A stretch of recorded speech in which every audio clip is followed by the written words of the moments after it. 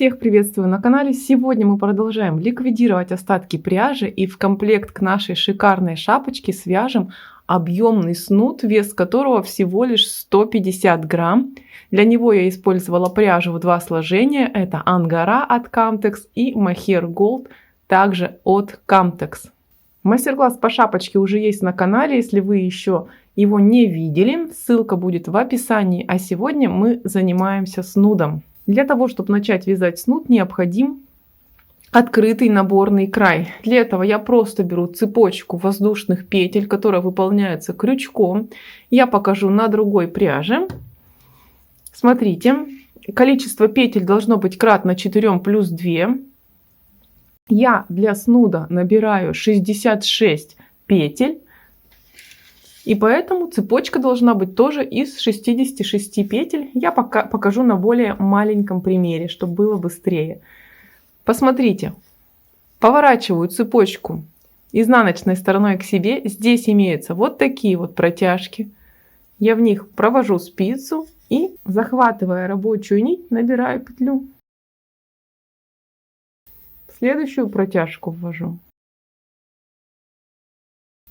И таким образом набираю все петли. Петли набраны. Теперь приступаем к вязанию. У нас будут по-особому вязаться кромочные петли.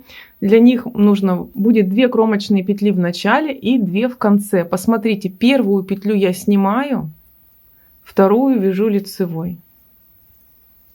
Дальше приступаем к вязанию резинки 2 на 2.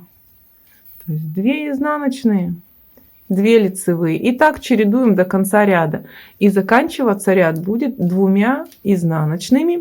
В конце ряда у меня также осталось 2 кромочных. Одну снимаю, нить перед работой, вторую вяжу лицевой за переднюю стенку. Разворачиваем вязание. Опять же, кромочные петли точно так же. В начале ряда снимаем, вторую вяжем лицевой за переднюю стенку. А дальше нашу резинку 2 на 2 вяжем следующим образом. Все лицевые петли вяжем, подхватывая не петлю со спицы, а опустившись в петлю на 1 ряд ниже. И сбрасываем. Изнаночные вяжем как обычно. Лицевые, опустившись вниз. И заканчиваем ряд кромочными. Одну снимаю нить перед работой, вторую провязываю лицевой за переднюю стенку. И все вяжем, постоянно повторяя второй ряд.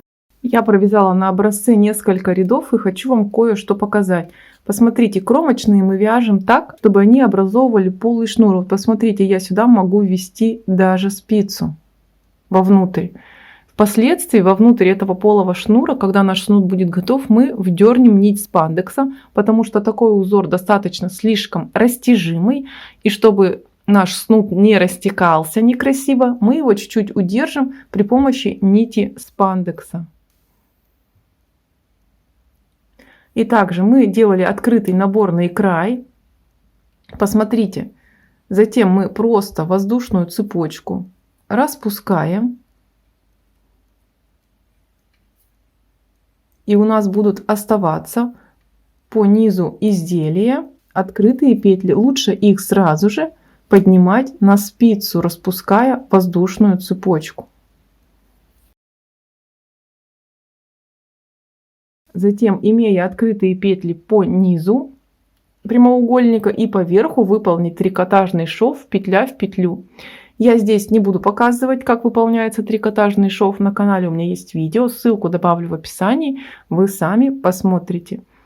В общем, вяжем прямоугольник шириной 26 на 66 сантиметров, при этом не в растянутом состоянии. И дальше я вам покажу, как свернуть снуд, чтобы он выглядел более объемным. Когда прямоугольник готов, складываем его пополам. Сдвигаем углы и сдвинутый угол кладем на освободившийся и выполняем трикотажный шов по открытым петлям. Вот так выглядит шов. Это лицевая сторона и вот изнаночная. Он очень аккуратный. Я добавила в кромочные петли нить спандекса. Край приобрел эластичность, хорошо держит форму. И еще прошлась при помощи крючка и соединительных столбиков вот такой вот нитью с пайетками. Это маленькие пайетки на полиамиде. Все, на этом наш снуд готов. Он получился очень объемный, очень теплый. Обязательно вяжите себе этот комплект вместе с шапочкой, ликвидируйте свои остатки пряжи. На этом у меня все. До скорых встреч. Всем пока-пока.